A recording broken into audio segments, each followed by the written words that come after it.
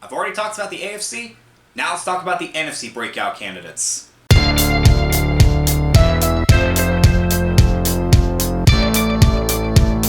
going on, guys? Six Report here, back to another video, and I'm not wasting any more time with this. Let's jump right in to the breakout candidates that I had for the NFC teams. Tyler Smith of the Cowboys, he's been moved around on the offensive line since he's been in the NFL. That's only been for 2 years, by the way. Originally, he was going to be a right tackle, had to move over to the left side his rookie year when Tyron Smith got hurt. Now he's a guard this year, and he becomes a second-team All-Pro. Like, what?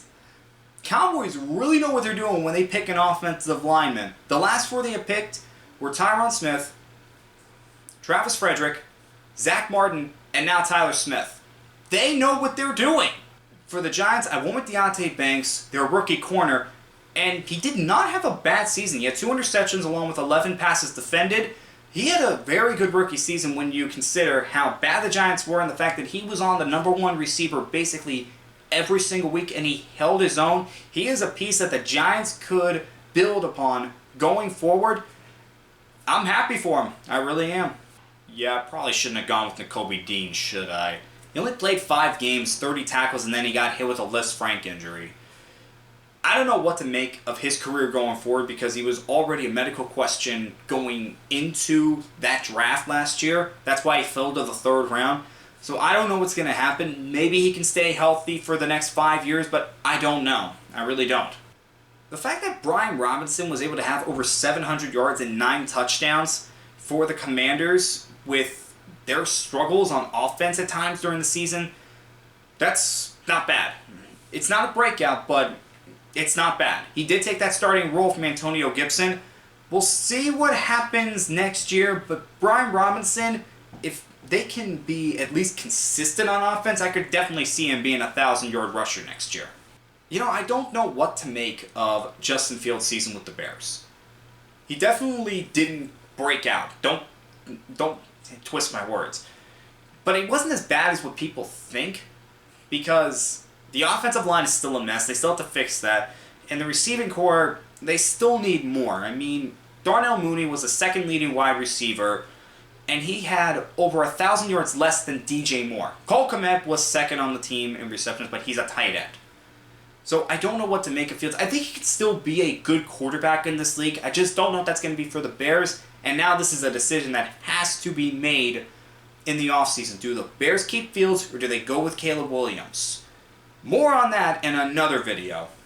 Aiden Hutchinson made the Pro Bowl, had double-digit sacks, and helped the Lions reach the NFC Championship game. Yes, Dan Moore with his comments of, we don't know if we'll ever be here again, but I don't believe that. They're a young team. I think they'll be back there sooner rather than later. And Aiden Hutchinson, he's been worth every bit of that #2 overall pick. And when his time comes for an extension, Detroit's going to have no issue giving it to him. Packers had an interesting season with their wide receivers, to say the least. No one really took over the #1 receiving role for more than a month. Christian Watson had it 1 month, Romeo Doubs another, and then others would take over. It's an interesting one, but it doesn't really help with a breakout candidate like Watson.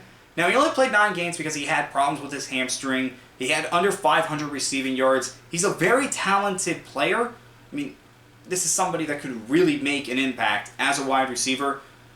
He just has to stay healthy. If he stays healthy and becomes more consistent, watch out. Alexander Mattison didn't really have the season that the Vikings wanted him to have.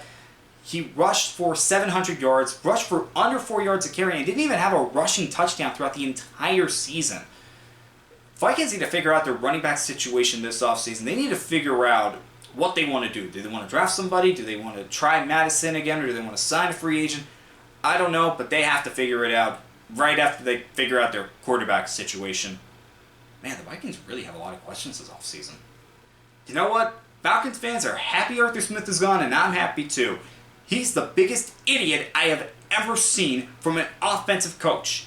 How you have 3 top 10 selections in Bijan Robinson, Kyle Pitts, and Drake London, and don't use them properly, I do not know. This Falcons team should not have underperformed like they did this year. They should have won the NFC South with these, and they didn't. Drake London had 69 catches, over 900 yards, and 5 touchdowns, and those numbers should have been better.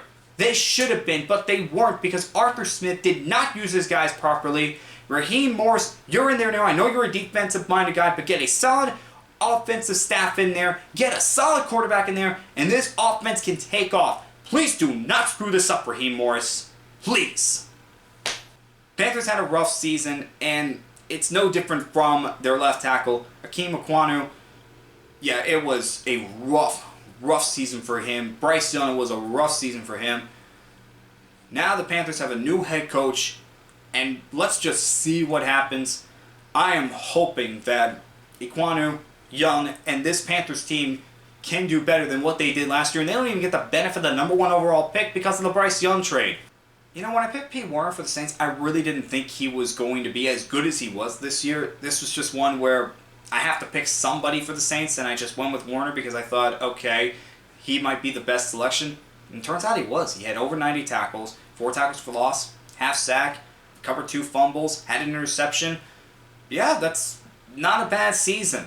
For a Saints team that just missed the playoffs, I want to see what the Saints do this offseason. Yes, they're in salary cap hell, as usual, but they always find a way to free up space. They're doing that right now, and they always find a way to bring in some free agents. So let's see what happens with the Saints. I'm hoping they're able to do something next year. You know, Joe Tryon is a tough one for me to grade because he had 45 tackles, 5 sacks, 7 tackles for loss, pass defended, forced fumble, and fumble recovery. That's a pretty good season, especially for somebody that it is a starter and that's probably going to have an expanded role next year because of the fact that now Shaquille Barrett is now gone from the Buccaneers. But it's always tough because you're talking breakout candidates. You're not expecting this to be considered a breakout season, but, you know, maybe this is. I don't know. Paris Johnson I had as a breakout rookie for the Cardinals simply because there was nobody else I could have picked. He was solid. He held his own. Wasn't great by any stretch of the imagination. Wasn't the greatest offensive line rookie season ever, but, you know, it didn't have to be. He just had to show promise. That's what he did. Wait till year 3, and then we can really judge Paris Johnson. That's the thing. Offensive linemen, it's year 3 that we can really judge them. I don't expect every single offensive lineman to be amazing like a Zach Martin, where he's an all-pro right away. It just doesn't happen that often. Russ Yeast really surprised me this season because I went with him just because I didn't know who else to go with for the Rams, and in my thought I was thinking, you know, I'm going with him, and with my luck, he's going to be cut at the end of training camp, or he's going to be on the bench for most of the season. No, he played in every single game. He had 60 tackles and 5 passes defended. It's not a breakout season by any stretch of the imagination, but he was a factor on the Rams' defense that was very good and helped the Rams get back to the playoffs and almost beat the Lions in the wild card round. Man, you know, I'm pretty happy with this one. Oh, man. I love that I picked Brock Purdy. It was a simple choice, but it was the right choice. I mean, he had over 4,000 yards, 31 touchdowns, and he was amazing for this 49ers team. That made the Super Bowl, and really, I'll say it, they probably win it if they don't get away from the running game as early as they did in the third quarter. But he had a great season, and I'm not going to take any more Brock Purdy slander. Look, he deserves respect right now. He is a starting quarterback for the San Francisco 49ers. He helped this 49er team get to the Super Bowl. Does he still have things that he needs to improve on? Of course, but he's a young quarterback. He was only in his 2nd year. But when you are a guy that's Mr. Irrelevant and you go to the Super Bowl in your 2nd year as the team's starting quarterback and you have over 30 touchdowns and 4,000 yards and you make this team better with you being there, that is good enough for me. He is a starting quarterback in this league, and we'll see where he is 5 years from now. Seattle took a step back this year, and the entire offensive line struggled to keep the quarterback upright, whether it was Geno Smith or Drew Lock, and Charles Cross was no exception to that. He and Ekwonu really struggled in their 2nd year in the league, and we'll see what happens in year 3. I'm not giving up on Charles Cross. I think he's a very talented player. I think he can make it as a left tackle in this league. We'll see what happens. Again, year 3, that's when we'll really get to see what an offensive lineman can do. Okay, guys, those were my breakout candidates for the NFC before the season started. And as you can see, breakout candidates, they're not easy to predict. Some of them are. Some of them you just know they're going to break out, but others are not. You never know who's going to get hurt, what the coaching situation is going to be, and who's going to come out of nowhere. Sometimes you can, sometimes you can't. Let me know what you guys think down in the comments below. Who in the NFC could be considered a breakout candidate for 2024?